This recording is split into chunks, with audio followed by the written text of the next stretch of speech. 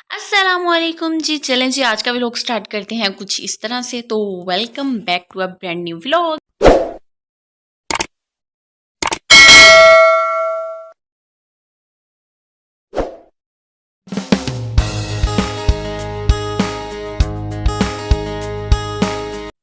अच्छा, तो कैसे हैं आप सब? होपफुली आप सब बिल्कुल ठीक ठाक होंगे अपने अपने घरों में, और अल्हम्दुलिल्लाह से जी मैं भी ठीक हूँ, मेरा बेटा भी बिल्कुल ठीक है जी। आज का जो व्लॉग है वो स्टार्ट हो रहा है रात से, यानी कि थोड़ा हॉस्पिटल का व्यू भी आप देख रहे हैं जी। यहाँ पे मैं क्यों आई हूँ, क्योंकि जी जो सबसे छोटी पुप्पू है ना, उनकी सर्जरी थी, लाइक कह दे कि काफ़ी कॉम्प्लिकेटेड थी। तो उनका ऑलमोस्ट 10th, हाँ जी 10th उनका ऑपरेट था, और ये लास्ट ही था इंशाल्लाह से। इसके बाद उनका कोई ऑपरेट नहीं होगा इंशाल्लाह इंशाल्लाह इंशाल्लाह। तो काफ़ी कॉम्प्लिकेटेड था, तो ऑलमोस्ट 4 to 5 और लगे डॉक्टर्स को। और जी जिसकी वजह से हम लोग मतलब ऑलरेडी मामा चाची अंकल उनकी बेटी सब वेटिंग में थे, और मैं अपने घर के सारे काम खत्म करने के बाद फिर मैं भी पहुंच गई थी लाइक वहाँ पे। तो मैं अपनी छोटी चाची के साथ गई थी, और हमें पता नहीं था कि लाइक वो नीचे वाले पोर्शन पे है, फर्स्ट फ्लोर पे है, ग्राउंड फ्लोर पे है, सेकंड पे है, कहाँ पे है। तो बस फिर रिसेप्शन से पता किया, और यहाँ पे मोहम्मद अली साहब जो थे वो मेरी फिंगर पकड़ के चल रहे थे, जिसकी वजह से मैं जल्दी जल्दी नहीं चल पा रही थी, और साथ में पड़े थे अल्लाह अकबर अल्लाह अकबर। वहाँ से रिसेप्शन से पूछा तो कहते ऑपरेशन थिएटर ऊपर है, और आपके जो मतलब पेशेंट है वो भी ऑपरेशन थिएटर में ही है, उनके साथ जो भी आए थे वो सारे ऊपर ही है। तो बस फिर हम भी ऑपरेशन थिएटर के बाहर आ गए। तो बस फिर यहाँ पे मामा मोहम्मद अली अपनी नानों को देख के खुश हो गया था। और जी ये है जी रिकवरी रूम, और इसके बाद है जी ऑपरेशन थिएटर, यानी कि जहाँ पे वो ऑपरेट करते हैं। वो रही जी सलवा, मतलब फूफो की बेटी, वो वेट कर रही थी, वो देख रही थी कि मामा रिकवरी रूम में है या ऑपरेशन थिएटर में ही है, अभी बाहर आई हैं अभी कि नहीं आई, ठीक है ना। तो क्योंकि ये सारे वेटिंग एरिया में बैठे हुए थे, जैसे ही डोर ओपन होता था जिनका पेशेंट आता था तो अपने पेशेंट के साथ वो अपने रूम में चले जाते थे। जैसा कि अभी आपने देखा एक पेशेंट आया, हमें लगा फूफो है लेकिन वो नहीं थी।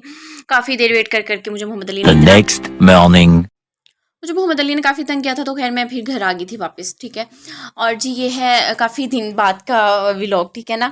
और यहाँ पे सिस्टर जो है वो अपनी फ़ाइनल पैकिंग कर रही हैं, लाइक उन्होंने अपनी सारी जो जूतियाँ थी वो जहेज़ के लिए जो ली हुई थी या जो पहले से पड़ी हुई थी वो सारी पैक शैक की, और वो निकाल के इनको सेटमेट करी थी। और मैंने जो है ना शादी के लिए मैंने कहा था मैं बता दूँगी मैंने कौन कौन सी जूतियाँ लेनी हैं, और आप वो मेरी जूतियाँ सेपरेट कर देना, मैं शादी पर वो सारी जूतियाँ पहनूँगी। अच्छा जी, ये जब कभी मतलब सीज़न आउट सेल लगती थी ना लास्ट ईयर से ही, तो ये मंगवा के रख लेती थी मैं भी कुछ, और बाकी सब कुछ मतलब हाई हील्स, एज हील और पम्प्स वगैरह। हम आगे निकालो। तो अब ये फाइनली ये सारी चीज़ें पैक कर देंगे ना, क्योंकि अब दिन बहुत कम रह गए हैं। तो जैसे इसका जहेज़ का सामान जाएगा ना, तो साथ ही इसका ये वाला जूतियों का भी चला जाएगा, ताकि इसकी कबर्ड जो है ना वहाँ पे जाके फिर किसी दिन सेट कराएंगे। हुन ए शूज़ मैनू देने हैं या वाइट वाले देने हैं? ये इसने स्टाइलो से मंगवाए थे, और एक जो बाहर से आए थे वो वाइट कलर के थे। और अब देखें मैं वाइट कलर वाले लेती हूँ या ये वाले लेती हूँ। बाहर से मतलब बाबा ने भेजे थे सऊदीया से। बहुत प्यारे फिट जूते हैं हमको, ये दे दो मुझे।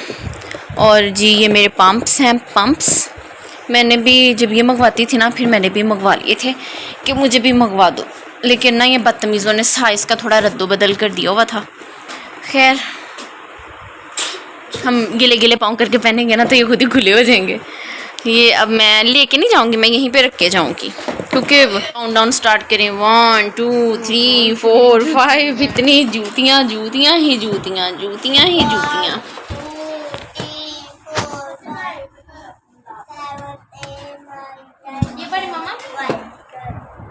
1 2 3 4 5 6 7 8 9 10 11 अभी मैटर तो ले से अभी रख दे। अच्छा जी, यहाँ पे वो सारी मतलब जूतियाँ निकालती जा रही थी, मुझे दिखाती जा रही थी कौन कौन सी तुमने शादी पे पहननी है, तो वो मैं यहीं पे बाहर रहने दूँ, मैं फिर बाद में ले जाऊँगी शादी की, और बाकी सारी मैं पैक करके ना रख दूँ, और मैं ना जहेज़ के सामान के साथ ही भेज दूँगी। और माशाल्लाह से आप डब्बे जो हैं वो काउंट डाउन कर सकती हैं माशाल्लाह से, 1 2 3 4, पता नहीं कितनी की जूतियाँ इसकी, अल्लाह ताला इसके नसीबों में करे।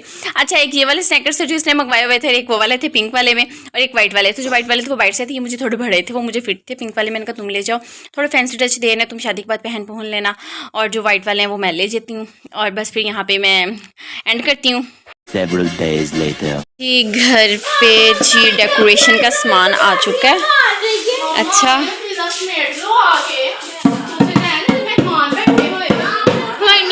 और जी ढोलकी भी आ गई है।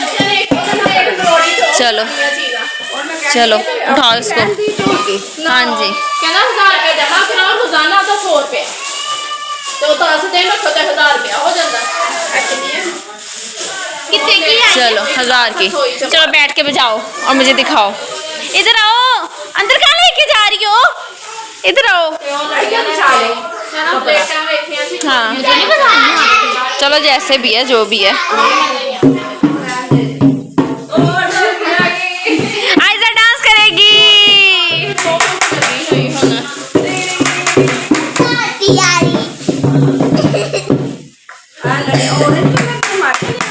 मिक्सअप ने ना येलो भी थे ऑरेंज भी। लाओ मैं बजाऊं। The next morning. अच्छा जी नेक्स्ट डे आई थी तो तकरीबन ना आयज़ा की बर्थडे थी, यानी कि जो भाई की बेटी है मेरी भतीजी, हाँ जी मेरी भतीजी की। तो जी उसका गिफ्ट लेने जाना था, मैं लेट हो चुकी थी तो सिस्टर कहने लगी बाज़ार बंद हो चुके होंगे, पता नहीं मतलब हमें कुछ मिले या ना मिले, तो कोई भी टॉय वगैरह ले लें या कुछ भी ना, वो एज सच जो है 4-5 थाउजेंड से कम का नहीं आता, जो अच्छे वाला ले दें। तो मैंने सोचा कि आजकल सोने का रेट कम हुआ हुआ तो चलो मैं ना कोई उसके लिए इयररिंग्स वगैरह देख लेती हूँ। तो बस फिर मैंने उसके लिए छोटे से टॉप्स देखे, बड़े मज़े के, मतलब मज़े के कह रही, मैंने कौन सा खा गए थे, अच्छे मिल गए थे, मुनासिब रेट में मिल गए थे। चलें एक ना चीज़ भी बन गई, अब उसके कान छुदवाएंगे तो फिर इंशाल्लाह वो ये पहन लेगी। तो बस फिर मैं अंकल को कह रही थी अंकल जी इसकी अच्छी सी पैकिंग कर दीजिएगा और किसी अच्छे से इन्वेलप में डाल दीजिएगा, फिर मैं ऐसे ही पकड़ा दूंगी उसे ना, उसकी बर्थडे है तो चलें उसकी चीज़ भी बन जाएगी और वो याद भी रखेगी। टॉयज़ वगैरह तो टूट वगैरह चाहते हैं ना, तो इसलिए बस फिर यहाँ से ये लेने के बाद मैंने अपनी मैक्सी स्टिच करवानी थी तो उसकी लेस कम पड़ गई थी बोली, और वो लेके फिर हम लोग चले गए, मतलब घर के लिए जाना था रिक्शा लेके। कल बर्थडे करनी है जिसके डेकोरेशन का सामान लेके फिर चलते हैं वहाँ भी हम लोग वहाँ पे डेकोरेशन वाली शॉप पे आ गए, वहाँ से सारी ये कलर दिखाओ इस तरफ करके डेकोरेशन वगैरह वो वाला इंशाल्लाह मैं आपको अपने नेक्स्ट ब्लॉग में दिखाऊंगी कैसी डेकोरेशन की सिस्टर ने खुद की थी। और जब मैं तो कहती हूँ अगर आपको ट्रिक्स आती हो ना तो मेरा ख्याल है कि आपको फजूल में पैसे नहीं खर्च करने चाहिए कि डेकोरेशन वगैरह वाले अंकल को या किसी भी टीम को आप दें, आप खुद डिकोर कर लें। आपको छोटे छोटे स्किल्स अगर आते हैं तो आप उन्हें यूटिलाइज़ करें और करना चाहिए हमें अपनी मामूल की ज़िंदगी में, यानी कि रोज़मर्रा की ज़िंदगी में कभी अगर हमें ज़रूरत पड़ जाए तो। अच्छा ये सारी चीज़ें हमने यहाँ पे निकलवा ली थी और फिर हम इंशाल्लाह घर जाते हैं और फिर उसको डेकोर करेंगे। वैसे तो मैं अपने घर चली गई थी, नेक्स्ट जब मैं आई तो सब कुछ हुआ। तो फिर ना हमने ये पैक चेक करवा लिया, तो उसके बाद सिस्टर कहने लगी कि मैंने मेहंदी के लिए ना प्लेट्स देखी हुई, मैं तुम्हें दिखाती हूँ, बड़ी प्यारी लगी मुझे, राउंड सी हैं और उनमें ना मतलब एक दिया लगा हुआ है। तो मैंने कहा चलो आप मुझे दिखा दो, कहती मुझे साथ में मुझे उसकी प्राइस बताने लगी बड़ी कि एक कितने की मिलेगी। तो हम ऐसा करेंगे थोड़ी सी प्लेट्स ले लेंगे, बाबा ने कौन सा मतलब हमें प्रॉपर कोई फंक्शन करने देना, चलो घर पर ही थोड़ा सा जो सेटअप करेंगे उसके लिए अच्छी लगेंगी। तो हमें वो वाली प्लेट से मिली, बाकी सब कुछ मिल रहा था जो मतलब हमने देखना था वो तो मिली नहीं। खैर उम्मीद करती हूँ मेरा छोटा सा व्लॉग आपको अच्छा लगा होगा, अगर अच्छा लगा जाते जाते लाइक शेयर सब्सक्राइब कर दे और कमेंट लाजमी कीजिएगा। मिलते हैं नेक्स्ट व्लॉग।